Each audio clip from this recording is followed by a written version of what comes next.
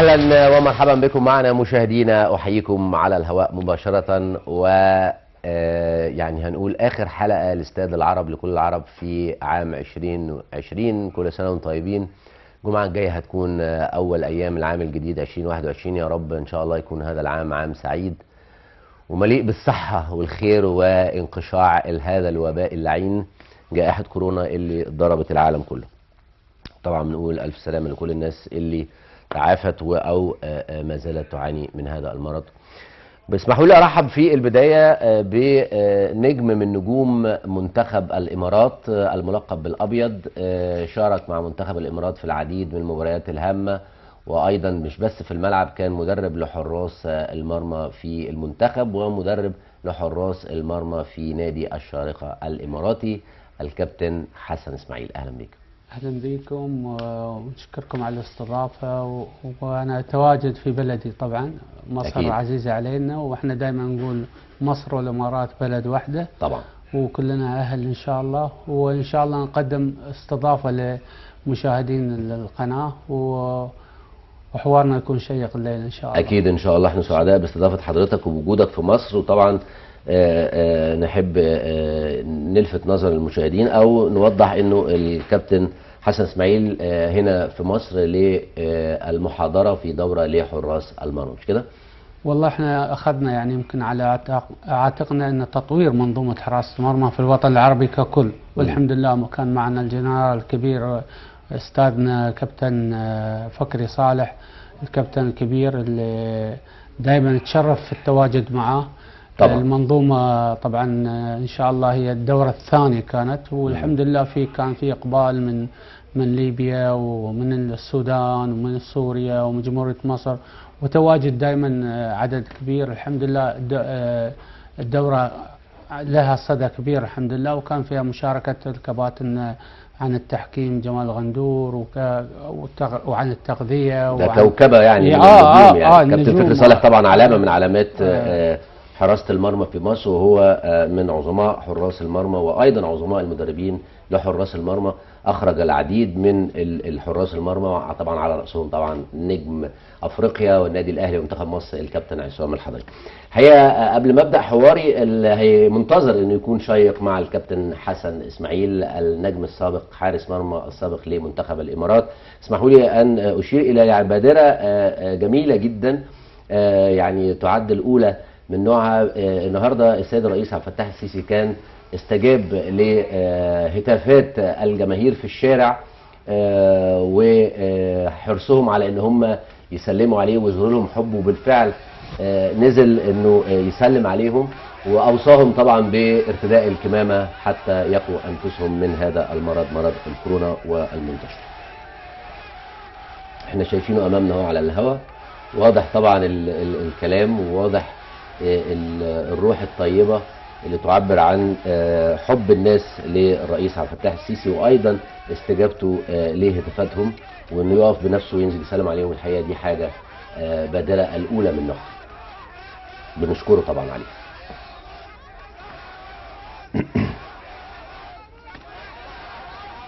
سعادة الرئيس طبعا حبيب الشعب، واحنا شفنا الطفرة اللي حاصلة في مصر من خلال دائما في احاديث احنا متابعين حديث سعادة الرئيس، اهتمام بالشباب والمبادرات الكثيرة من خلال، خلينا نروح الجانب الرياضي، مبادرات وزارة الشباب الرياضة من خلال توجيهات سعادة الرئيس.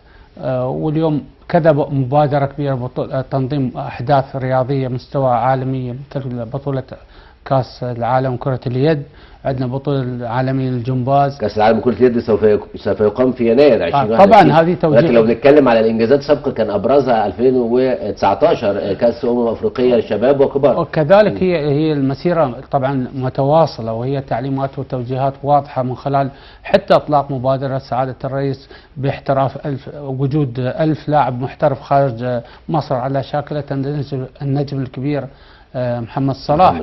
وهذا شيء اليوم البادرة هاي والدعوة هي لها يعني عدة ثمار، وثمارها تواجد فريقين من مصر على قمة بطولة أبطال أفريقيا، وتواجد الأهلي المصري مع الزمالك في بطولة، وهذه أول حادثة تاريخية تحدث تواجد فريقين من نفس الدولة، وهذا يدل اهتمام وحرص سعادة الرئيس والمسؤولين عن تطوير الرياضة المصرية في الأحداث. كذلك المبادرة اللي حضرتها أنا من خلال تواجدي في المؤتمر الصحفي، مبادرة أفضل لاعب عربي سواء في الدوري المحلي جائزة والدوريات العربية وخارج مصر.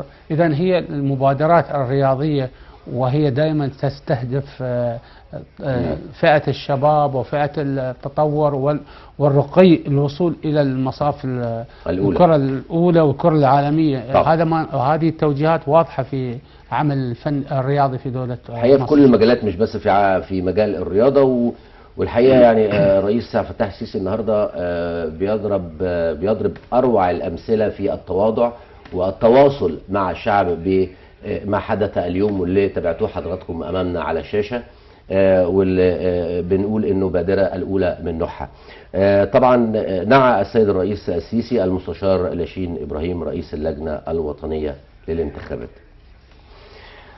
نبدأ مع الكابتن حسن إسماعيل حوارنا اليوم. في البداية نحب نعرف السادة المشاهدين بنبذة سريعة عن تاريخ الكابتن حسن إسماعيل وأهم المحطات في حياته. شوف، أنا يمكن محطات كلاعب يمكن ما كانت وايد كبيرة، لكن الأكثر كانت وأبرزها تواجدي من خلال تدريب المنتخب الأول الإماراتي لمدة 7 سنوات، يعني بديت يمكن مثل ما نقول منتخب الناشئين بطولة دولة الخليج على مستوى قطاع الناشئين، وارتقيت إلى منتخب الشباب، وحصلنا على بطولة آسيا للشباب، وشاركنا في كأس العالم للشرف 2009 في جمهورية مصر العربية، والحمد لله مع الكابتن الكبير شبيه المرحوم الجنرال محمود الجوهري اللي هو كابتن مهدي الله يرحمه، هو كابتن مهدي علي، وكنا يعني اصطاف مواطن او وطني. فوصلنا الى كاس العالم دور ربع النهائي، وحصلنا على فضية الالعاب الاسيويه في جوانزو، والحمد لله يعني لاول مره في تاريخ الامارات، يعني يمكن العدد السكان الاماراتي يمكن 1,000,000 شخص، وهذا يمكن يحسب للكرة والرياضة الاماراتية والكرة الاماراتية وصولهم الى اولمبياد لندن 2012 طبعا، وهذا كان انجاز غير مسبوق. كذلك حصولنا على المركز الثالث في كاس اسيا 2015، وحصولنا على دورة الخليج المركز الاول، واول مرة يعني بدون خسارة، ويمكن حصدنا جميع الجوائز. والحمد لله كان مستوى منتخب الامارات في الفترة اللي كنا موجودين فيها مستوى متطور جدا، وكنا طبعا دي صورة اكيد عزيزة عليك مع سمو الشيخ خليفة بن زايد. شوف، هي قمة السعادة او قمة الانجاز او الافتخار كشخص هو ولاولاده، يعني هو السلام على يعني شيوخنا واللي هم طبعا الرموز اللي احنا دائما نحبهم، مثل بادرة سعادة الرئيس عبد الفتاح السيسي. هم يعني منا ودائما في حب وتقارب بين القيادة والشعب، وهذا ما زرع فينا الله يرحمه وغفر له الشيخ زايد بن سلطان الهيان الله يرحمه. هو حبيب الأمة كلها العربية وحبيب الشعب الإماراتي، ولغاية اليوم احنا دائما نقول بابا زايد، يعني صغيرنا وكبيرنا يقول بابا زايد الله يرحمه. أولاد زايد احنا نطلق على يعني أولاد زايد. يعني فالحمد لله يمكن هذا نهج قاداتنا المحبة والسلام لكل الشعوب، وخاصة الشعوب العربية، وبخاصة مصر اللي وصانا الله يرحمه الشيخ زايد. واحنا ما ننسى طبعا، دائما اكررها، لا ننسى ما قلته دائما، مصر هي قلب العرب، مش قلب العرب، هي مثل ما تقول حتى يعني في القرآن قال وادخلوا مصر ان شاء الله آمنين. فحتة الأمان هي حتة الراحة، وهي احتضان، مثل واطلق على مصر أم الدول العربية. فطبعا أمة دائما هي الحنان، هي اللي دائما يعني بتخاف على أولادها، وهذا احنا طبعا انا واكرر ان ما ننسى يعني فضل اخواننا المصريين علينا، هم اللي علمونا، والمهندسين واطباء وكل شيء، واحنا دائما نقول يعني فضل دولة مصر على الدول العربية لغاية الآن. هذا الحب اللي يجمعنا معه. نشكرك طبعا على الكلام الجميل ده، والحب اللي بتكنه او بيكنه شعب الامارات كله. الحقيقه المصري كنت في الامارات قعدت اكتر من 13 سنه، ما حسيتش ان انا في بلد غريبه، حاسس ان في بلدي. مصر والامارات هم دوله واحده، لا تتوانى دولة الإمارات عن مد اليد للعون لمصر، ولا تتوانى مصر عن مد والتضحية لأجل الإمارات. مثل ما قلت احنا شعب واحد. دائما انا اللي يقول لي بلدك الثاني كنت ازعل منه، دائما اقول له لا، دي بلدي مصر. والحمد لله رب العالمين، يعني الحب والمودة متواصلة ان شاء الله. الحمد لله، ربنا يديمها دايما. كابتن، اني حسيت انك انت مستمتع بيه اكتر، يعني مجال التدريب ولا مجال اللعب في حراسة المرمى وحراسة عرين المنتخب الابيض منتخب الامارات؟ انا عارف انها تقولي دي حاجة ودي حاجة. طبعا. يعني شوف انت، هي تدريب متعة، وانجازك يعني انجازات التدريب انك تقود يعني كمجموعة حراسة مرمى او كفريق. التدريب له متعة، قيادة فريق الى رفع يعني علم الدولة في كل المحافل، والتدريب يكون متعة لما تشوف فيه انتاجية. طبعا النتائج، يعني لما تواجد اول مرة الامارات تحصل على كاس اسيا للشباب، هذا تواجد في اولمبياد لندن، هذا انجاز تواجد. فلما هالاشياء تعطيك يعني حب التدريب. التدريب يعتبر يعني منظومة فيها قيادة وفيها علم وفيها تطور وفيها رؤية. فالتدريب طبعا انا عشقت التدريب، وانا يمكن مثل ما قلت دائما احب ان التطوير او الخبرات اللي ربنا سبحانه وتعالى اعطاني من خلال وجودي في المجال الرياضي ان اعطيها لاخواني المدربين في مستوى العالم العربي او اي دوله. لكن الحمد لله انا دائما متواجد في الدورات والمحاضرات لتطوير منظومه حراسه مرمى. ومثل ما نبغى نشوف، يعني مثل عاوزين نشوف لعيبه على مستوى محمد صلاح. عايزين تعلق على الصوره دي اللي عرضها لنا مخرجنا احمد شرباجي، وتقول لي ايه رايك فيها؟ هذه الصوره يعني يمكن يعني عمالقه حراس المرمى في الامارات. يعني ما شاء الله، يعني عندك هذا الجيل، يمكن جيل ماجد ناصر وعلي خصيف، يعني يمكن وخالد عيسى. طبعا حاليا 3 متواجدين، واعتقد 2 موجودين في المنتخب. يمكن قصتي مع خالد عيسى يمكن انا نشرتها في بعض الصحف. ما انسى دور كابتن احمد زاهر. يمكن انا مدرب مصري وحاصل على اعلى الشهادات وبرو لايسنس اللي يمكن من اعلى الشهادات، وحاليا الحمد لله محاضر في الاتحاد الاسيوي وهو مصري. ده فخر لنا يعني طبعا لما نتكلم عن شيء. فبرجع لك على الصوره هاي. الصوره يمكن خذت كان ماجد ناصر مسيطر الحارس الاول في فتره من الفترات. أيوة. وبعدين دخل كابتن علي خصيف معاه، وجاء خالد عيسى دخل. فالمنظومه كانت الحمد لله، يعني النتاج تشوفه في خالد عيسى والموجود. والحمد لله يمكن انا دائما اقول حراسه الامارات، حراسه مرمى الامارات بخير لتواجد عناصر الخبره المتواجده في الحراسه ال3 والحراس اللي طالعين وراهم. الحمد لله عندنا مجموعه من الحراس متميزين، وهذا يدل ان دعم اتحاد الكوره والانديه لمنظومه حراسه المرمى من خلال تواجد عدة من المدربين وتواجد دورات محاضرات للمدربين حراس المرمى. فهمت من كلام حضرتك كابتن واجابتك على سؤالي انك حبك او المتعة اللي بتجدها في انتاج او ابراز حارس مرمى من تحت ايدك، يعني تدربه كويس، دي اكتر من متعة انجازك بنفسك في حراسة المرمى المنتخب. طبعا يعني يعني انا مثل برجع لك على قصة خالد عيسى. خالد عيسى كان الحارس الرابع في نادي الجزيرة. اوصلته الى الحارس الاول من نادي، صار الحارس الاول في دوري الامارات. نعم. يمكن شفناه في حارس رابع وتاخذه ويروح نادي العين ويحصل ثاني حارس في كاس عالم الانديه ضد ريال مدريد، ويوصل الى انه يبقى الحارس الاول في دوله الامارات.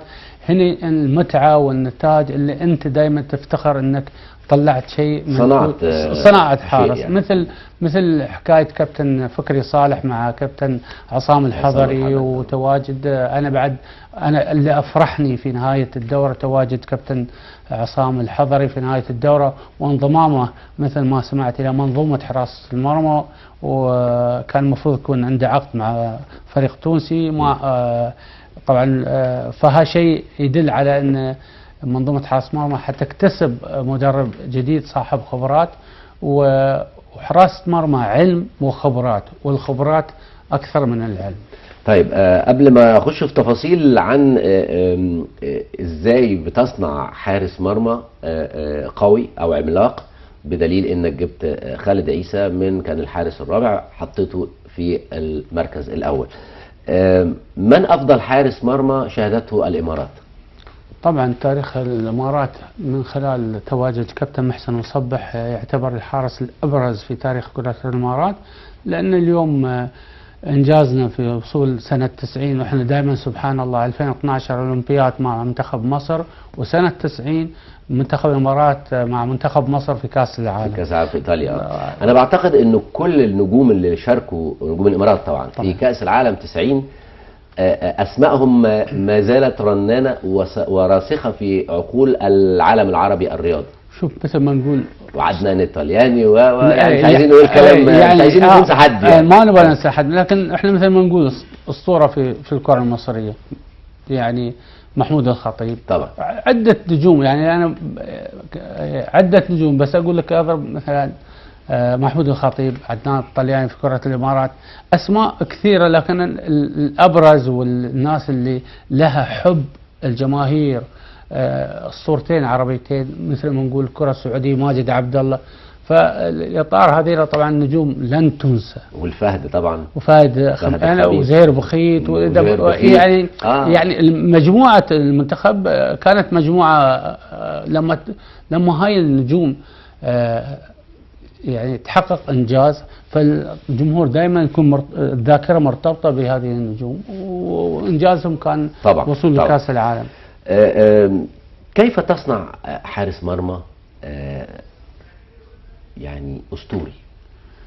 شوف اول حاجه في حراس المرمى هي مواصفات عالميه لحراس المرمى. اذا انت تشتغل تواجد مدرب حراس صاحب علم وخبره، واقول خبره قبل العلم، لان اليوم العلم مكتسب من خلال تواجد. اليوم احنا الحمد لله التواصل الاجتماعي عن طريق الانترنت ممكن تجيب اي معلومه عاوزها، صح تمام. لكن الخبره والمشي خلال الخبره من خلال طبعا تدريبك، من خلال معايشات اللي تعملها تطور منظومه حراسه المرمى وتمشي على القواعد الاساسيه اللي العالميه لحراسه المرمى.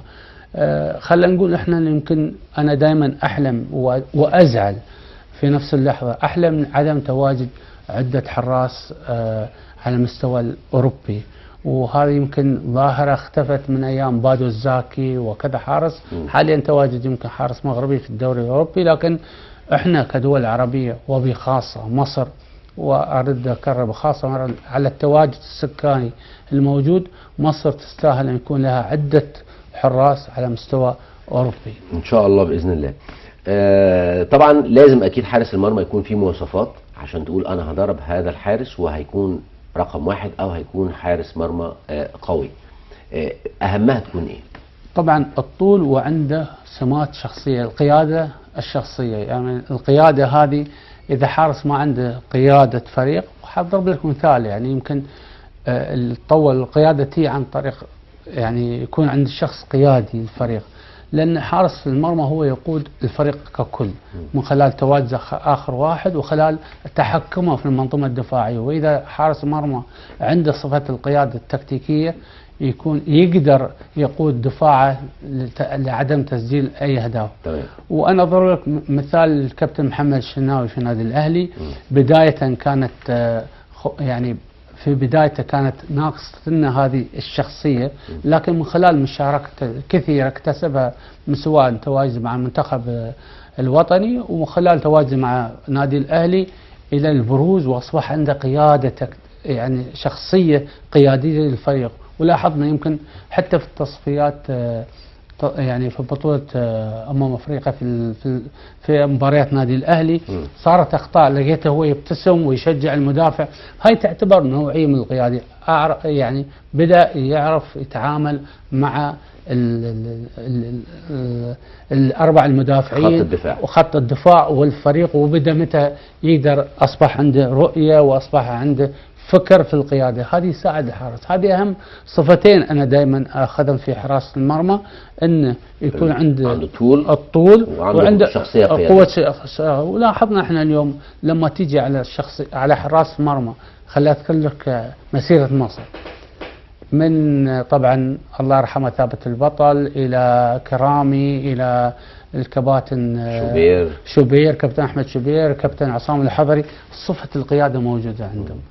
فهاي الصفة الأساسية لحراس مرمى على المستوى العالي. خلينا نتكلم، خلينا نروح على المستوى العالمي. نوير في قيادة، بوفون في جوفنتوس يعني مع المنتخب الإيطالي، أرجع شوية زوف، شمايكل، كل شخصيات قيادية في الملعب. فتلاقي أن صداهم وتأثيرهم على الفريق يحقق لك إلى أعلى الإنجازات. طيب نروح بعيد شوية عن حراسة المرمى والكلام وهنرجع لها تاني، بس لكن عايز أخد رأيك كابتن في الإعلان عن جائزة ذا فيرست العربية، ورأيك فيها إيه؟ يعني هي مبادرة من مبادرات يعني يمكن الجميلة، واللي تعطي يمكن زخم إعلامي، وتعطي الناس يعني براز النجوم العرب الموجودين على مستوى الوطن العربي.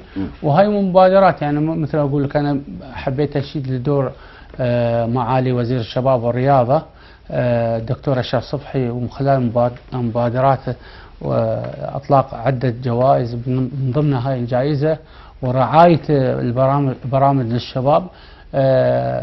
يعني هي مبادرة إعلامية للتسويق عن اللاعب العربي، لإبراز اللاعبين العرب.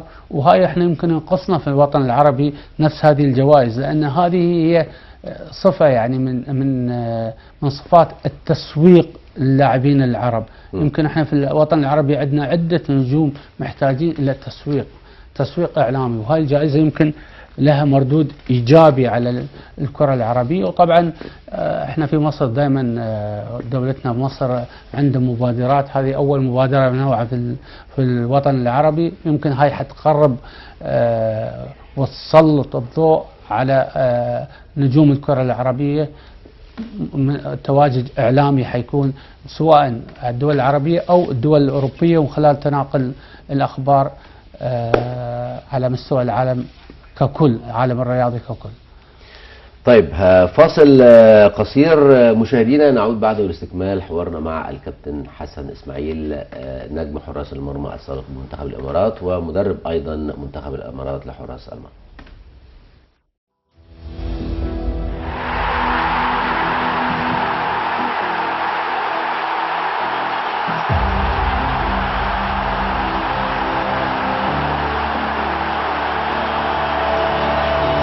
العمل والتدريب الجاد هو الطريق للفوز، وإذا أردت الفوز فاجتهد للحصول عليه. لا نستسلم على الإطلاق. الخسارة ليست النهاية، ولكنها البداية القوية للفوز. فائز دائما فريق واحد فقط، ونحن هنا لنفوز فقط. وعندما ندخل الملعب ننافس بكل قوة، وعندما تتابع الملعب فإنك تشاهد الرياضة كما تحب أن تراها.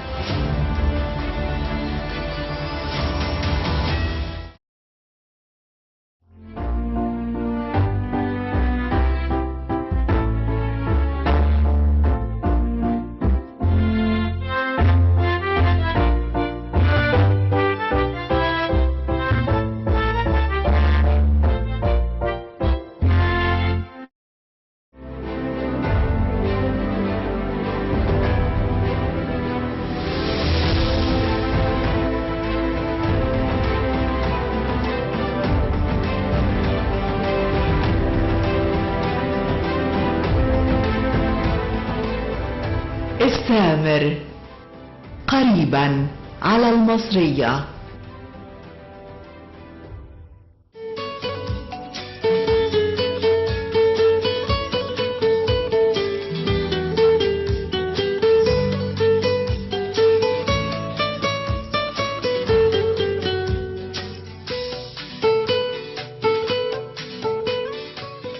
فنجان قهوة قريبا على المصرية. الكرة المصرية والعربية. قضايا الرياضة المصرية. الطريق إلى طوكيو. نجوم الألعاب الفردية. الكرة الإفريقية والعالمية. كواليس ونتائج دوري القسم الثاني لكرة القدم. الملعب قريبا على المصرية.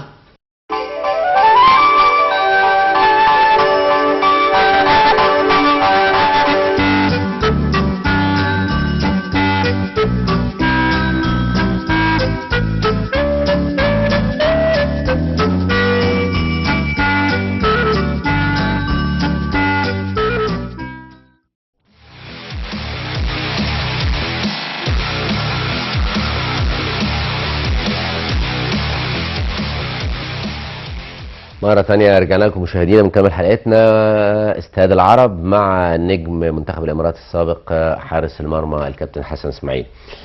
كابتن حسن، الشارقة متصدر الدوري العام الاماراتي او الدوري الاماراتي، دوري المحترفين، دوري الخليج العربي، والعام الماضي حصل على بطولة الدوري يعني، او هو حامل اللقب السابق. كيف ترى مستوى أداء الشارقة وأنت كنت تدرب حراس المرمى في نادي الشارقة؟ الحمد لله، يعني أنا مشرف عام حراس مرمى في نادي الشارقة ومنظومة حراس مرمى طبعا. الشارقة اليوم كانت في منافسات الدوري شغالة، والشارقة الحمد لله بعد توج بفوز على حتى 3-2.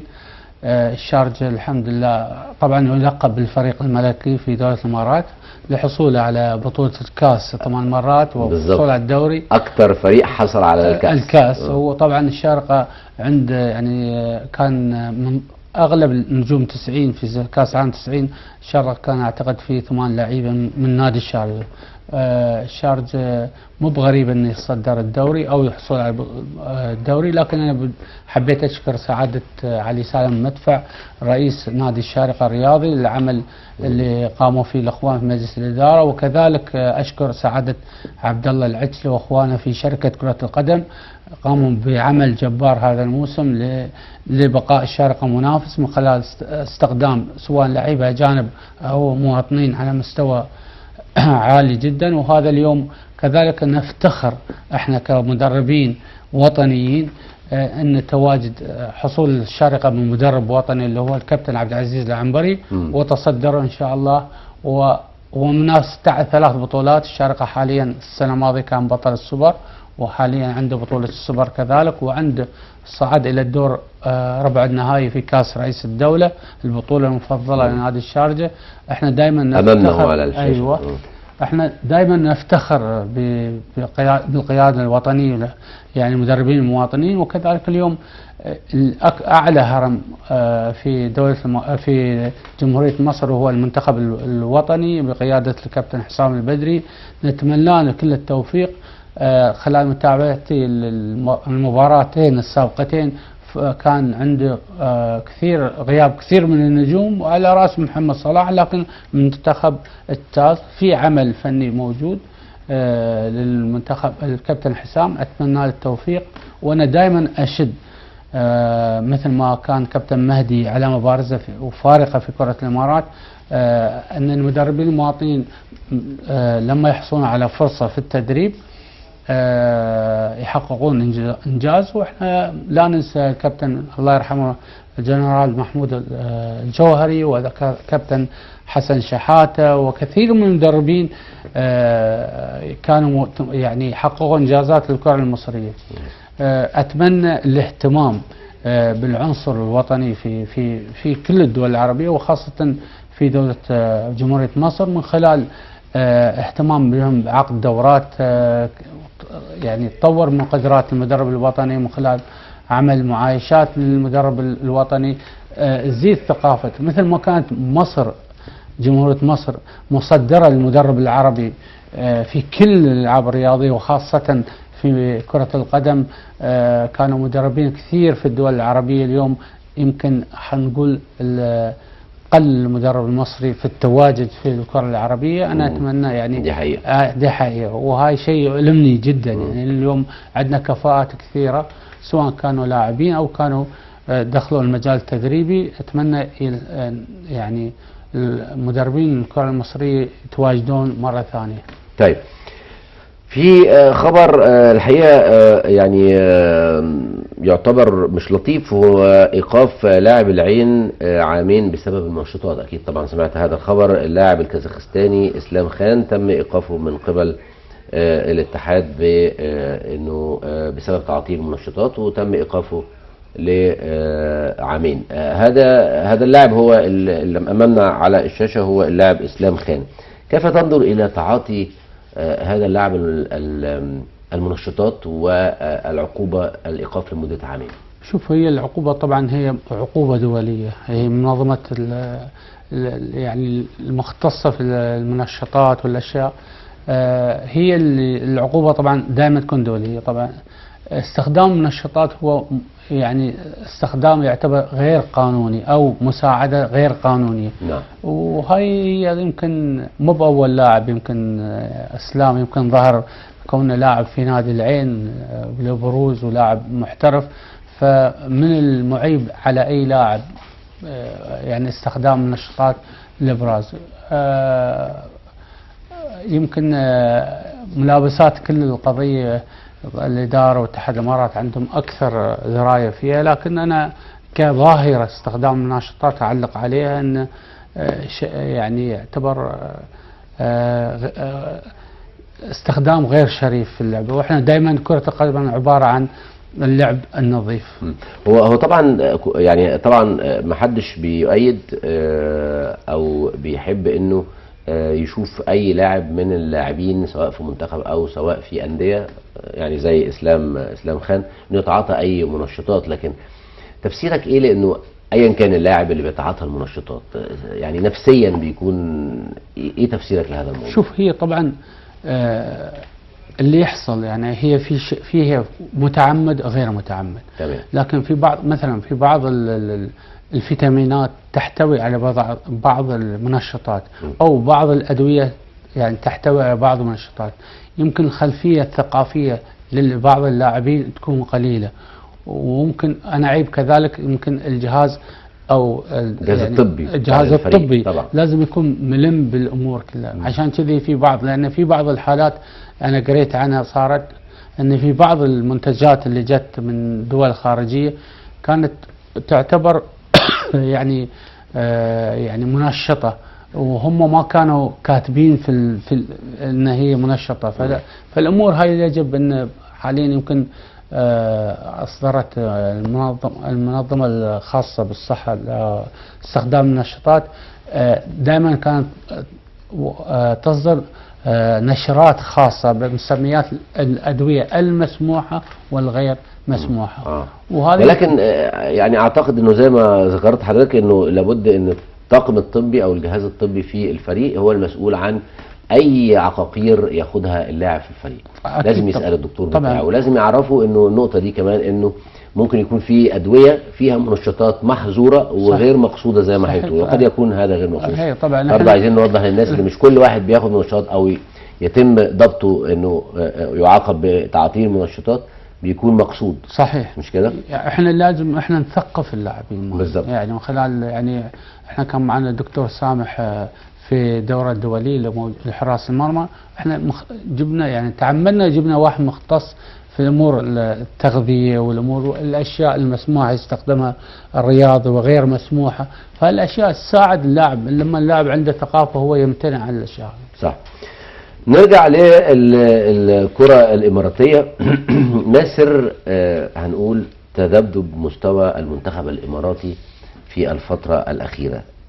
وبعدين في سؤال تاني كمان، إنه كابتن مهدي علي كلنا يعني شفنا إنجازاته وأنت كنت معاه، وانا من متابعيه ومن محب الكابتن مهدي علي، وكان ليا طبعا لقاء معاه في الامارات اكتر من مره. ولكن لماذا تم الدفع او اخراج مهدي علي من منظومه كره القدم؟ هل البعض شايف انه خد وقته بقى وكفايه كده، ولا شايف انه بدأ الاداء بمستوى الفريق والاداء بتاعه يهبط، ولا تمسكوا ببعض اللاعبين؟ كل الكلام ده كنا بنسمعه وبنقراه واكيد انت كمان سمعت. شوف احنا كنا متواجدين مع بعض، يمكن كابتن مهدي مع كابتن مهدي يمكن اخر محطة كانت هو شخصيا. احنا كنا في تصفيات كاس العالم، خلينا نوضح نقطة اساسية في الموضوع. كنا حاصلين على 9 نقاط وباقي لنا 3 مباريات اللي هي كمان 9 نقاط. الفريقين اللي صعدوا كان عندهم 18 نقطة، يعني احنا كان لو فزنا في ال3 مباريات الجاية 9 نقاط كنا صعدنا. لكن كابتن لما خسرنا من استراليا وفي الهجوم الاعلامي او الحملة الاعلامية اللي صارت على الكابتن مهدي، ارتأى كابتن ان يكون يمكن السبب كان من كابتن مهدي، وهو اصلا استقال. يعني المعلومه كابتن مهدي هو استقال، يعني ليس هو على حد علمي انه كان مش اجبر، يعني اقصد اقول يعني تم الضغط اعلاميا عليه حتى يستقيل. هو تم الضغط، يمكن نتائج في يعني خساره مباراه اليابان واستراليا، يمكن الاعلام بدا يضغط ان خسر سنفقد الفرصه، فهو ارتأى ان يقدم استقالته، بس قدم استقالته طبعا وترك الفريق. احتماليه يجي مدرب يعني ياخذ بيد المنتخب، لكن سبحان الله يمكن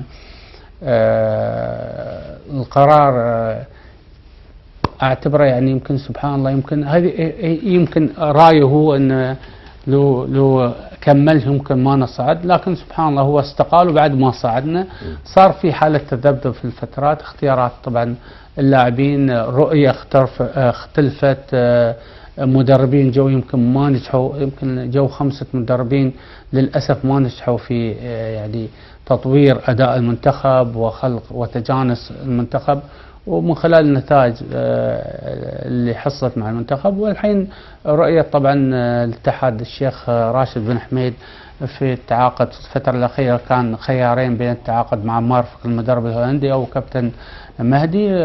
يمكن صار القرار لكابتن مارفق، لكن نتمنى التوفيق والتخطيط للكرة الإماراتية للرجوع إلى المستوى عهدها السابق. طيب شايف من هو السبب الرئيسي في إخفاقات المنتخب الإماراتي في الفترة وتذبذب مستواه في الفترة الأخيرة؟ وشوف يمكن صار عدة تغييرات، ولازم تكون عندك أنت دائما استراتيجية واضحة لأهدافك اللي حاطنها.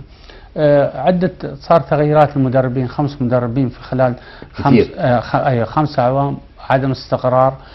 يمكن في رأيي الشخصي أقول عدم اختيار مناسب للمدرب، لأن خلينا نقول الأسماء لا نختلف عليها، لكن أنت دائما تجيب مدرب يفهم يعني أو يجيد اختيار اللاعبين وعنده منظومة تتماشى مع اللاعب، طبيعة اللاعب الإماراتي. يمكن هذه الجزئية، والتخطيط إلى هدفك الرئيسي والصبر عليه دائما، هذا الشيء.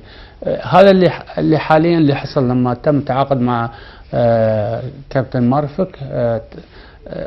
الأعضاء أو اللجنة المنتخبات قررت أن التخطيط للمنتخب خلال عامين مهما كانت النتائج، وهذه رؤية جيدة، احنا بالعكس ندعمها. في النهاية هذه يعني دولتنا وكرة القدم هي محبوبتنا. نتمنى المنتخب والاتحاد أن يقوم بالمنتخب لأعلى درجات الارتقاء في سلم ترتيب كرة القدم. نقول أسباب مثل ما تقول أسباب لا، لكن هي رؤية، وممكن أوفق وممكن لا أوفق. أنا أختار مدرب لم يوفق المدرب، ويمكن أختار مدرب ووفق، لكن لما يكون اختيار مناسب برؤية فنية يكون طبعا أحسن كل شيء. البعض يرى من خارج الدائرة الإماراتية أن الاتحاد الإماراتي لكرة القدم يعني كان لديه الكثير من التخبط في القرارات في الفترة الأخيرة نتيجة تغيير المدربين. شوف هو طبعا كان في اتحاد ورجعت جت شكل اتحاد جديد، والجماعة في الاتحاد الجديد لهم يعني فيهم كابتن يوسف حسين لاعب منتخب الامارات وكاس عالم 90، وفي كابتن في لجنه المنتخبات كابتن عدنان الطلياني، محمد عبد الله سلطان، يعني في لعيبه حمدون لاعب العين، يعني في ناس فنيين موجودين. انا اقول الفرصه، يعني هم الفرصه اللي هم حاليا ان في انشاء منتخب او تشكيل منتخب برؤيه لكاس العالم اللي جايه، هم شغالين عليها. ما نقدر نقول تخبط، لكن نقول دائما بصراحه يعني دائما انا اختار رؤيه او قراءات او كل شيء لم اوفق فيها، لكن التخبط يمكن هي كبيره على هذا الشيء، لان ما في واحد يعمل في المجال الرياضي او ماسك قياده رياضيه في دولته يحب انه يتخبط، لا هي رؤيه لم يوفق فيها مثل ما اقول. طب هل ده ناتج عن قله خبره؟ لا هي مش قلة خبرة، لكن أقول لك يمكن ساعات العناصر المتواجدة، لأن العناصر المثلث الثلاثي إدارة مدرب لاعبين، يمكن العناصر ساعات لم تؤدي، يعني يمكن الإدارة تحط استراتيجية مع المدرب، لكن اللاعبين يمكن ما يؤدون الدور لهم، ساعات المدرب غير مناسب لهذه الفئة من اللاعبين، لكن ما نقدر نقول المنظومة. يمكن حطينا هدف حاليا، اتحاد الامارات حط هدف، وانا يمكن اول الداعمين لاهداف الاتحاد، سواء اي مدرب كان، ان الاتحاد حط هدف ان الوصول الى كاس العالم وتشكيل منتخب قوي بنافسات على البطولات القادمه. اذا الهدف موجود، هم قاعدين ينفذون شيء. عندنا عناصر سابقه اصحاب خبره، عندنا عناصر شابه في الدوري، وان شاء الله يتم الدمج نوصل. هو يحصل مثلا مو بكل الفرق عالميا تكون، يعني يمكن مثل ما اقول لك احنا بعد عدد السكان مالنا مش كثير، فزاويه الاختيار ما تكون كبيره جدا، فهالاشياء يمكن ساعات ما ساعات، لكن حاليا انا اقول يعني اذا بغينا ننجح نهتم بعناصر الناشئين والشباب، هم اللي حيكونون العناصر الفعالة. والملاحظ في الفترة الأخيرة في الدوريات الإماراتية أن وجود وإبراز عدد من العناصر الشابة في الدوري، وهذا حيساعد مدرب المنتخب في اختيار عناصر شابة والعمل على تحقيق أهدافه. يحصل إخفاق، هذا طبيعي في كرة القدم، لكن احنا لازم تكون أهدافنا واضحة. طيب من في المنظومة من العناصر الثلاثة الحلقة الأضعف في وجهة نظرك؟ لن أتكلم في دوري الإمارات، أتكلم في العالم العربي ككل. أوكي. المنظومة الإدارية في العالم العربي خلينا نقول الحلقة الأضعف. الأضعف، لأن احنا يمكن كفنيين نحصل على دورات ونحصل على معايشات كثيرة. يمكن أرى أن الجانب الفني في المنظومة الإدارية، لأنه العمل الإداري هو عمل فني، لأن اختيار مدرب عمل فني، إعداد معسكرات هو عمل فني، الدوري نفسه ومنافساته وكيفية إدارته عمل فني. عندنا شوية ضعف في الإدارة العربية بصفة عامة، نحتاج في هذا الجانب أن نطورها. نحتاج إلى أبناء اللعبة أن يقيدوا اللعبة، يعني أبناء اللعبة لما يقودوا اللعبة يمكن الفكر يكون زيادة. صحيح في بعض الناس يقول لك كثير من الناس أصحاب اللعبة قادوا، أنا لسه كنت هسألك على هذا السؤال إن لم ينجحوا، لكن لا، لكن لما تواجد عناصر إدارية مع عناصر أبناء اللعبة حيولد منتخب، حيولد إدارة قوية. وهذا نحن نطمح فيه. طيب بيلاحظ، ويمكن انا الموضوع ده كنت دايما بتحدث فيه وانا في الامارات، انه اللاعب الاماراتي او اللاعب الخليجي، مش عايزين برضو نحدد، ولكن اللاعب الخليجي بصفة عامة عندما يحقق انجاز نجد ان مستواه يبتدي ينزل. طبعا احنا كلنا عارفين نتيجة ايه، الجوائز والمبالغ المالية اللي بيحصل عليها، والبطولات بتكون هذه هي المكافآت. هل بيحصل عملية تشبع عشان كده بيبتدي مستواه يهبط في البطولات القادمة أو التحديات أو الاستحقاقات القادمة؟ الثقافة الاحترافية لازم أنت لاعبك الثقافة، يعني مش الجانب المادي فقط للاعب، لكن اليوم الاحتراف يعني الاحتراف، انت يمكن في لاعب اغلى من ميسي او رونالدو، لكن هذول عطائهم مستمر ورغباتهم مستمره. كذا لاعب من اللعيبه الموجودين في اوروبا وكل شيء دائما يقاتل ومجهوده كبير. بوفون عمر كبير يلعب، رونالدو عمر كبير يلعب. الرغبه، احنا لازم نثقف اللاعب العربي.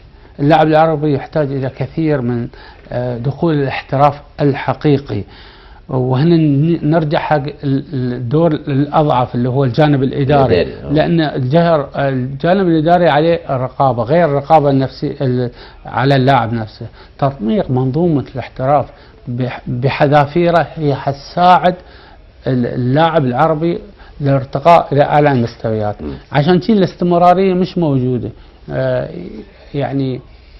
بس هذا الموضوع موجود من زمان وبنتكلم فيه، او الناس كلها بتتكلم فيه من زمان، ولكن ليس له حل حتى لا بالعكس، هو له حل.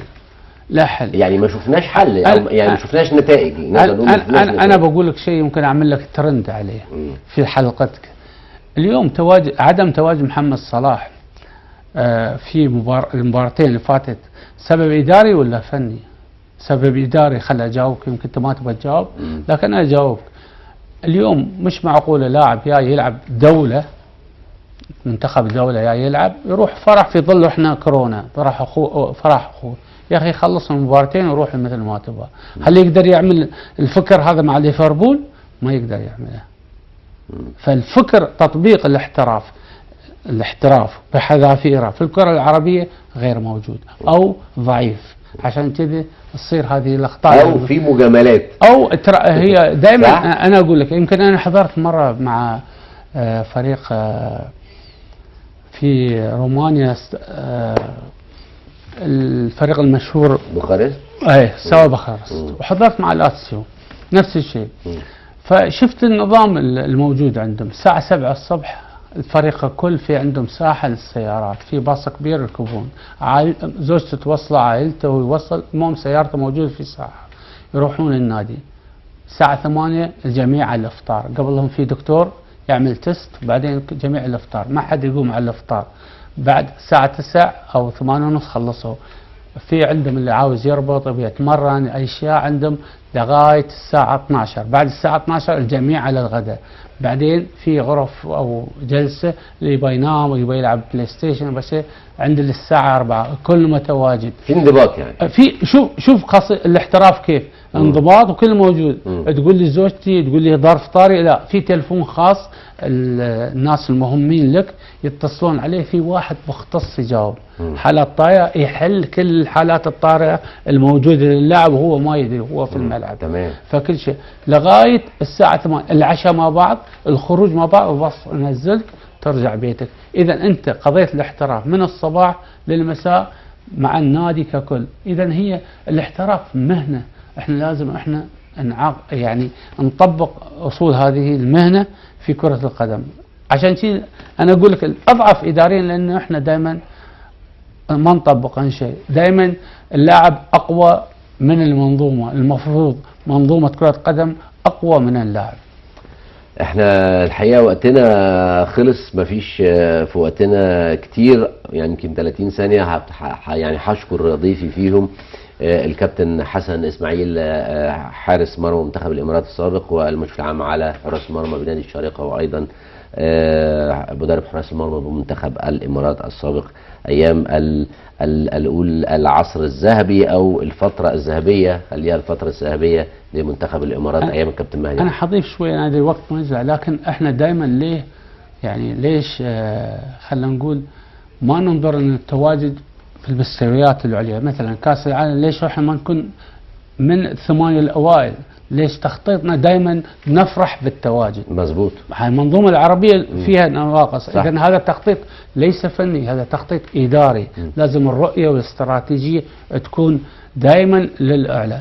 فانا اتمنى، وانا يزعلني اليوم احنا الكره العربيه من اقدم الدوريات في العالم، ويمكن احنا يعني عندنا لاعبين وعندنا امكانيات يجب التخطيط التواجد من ضمن الاوائل. احنا تروح الاتحاد الياباني تلاقي خطه موضوعه 2050 نهائي يكونوا متواجدين في كاس العالم.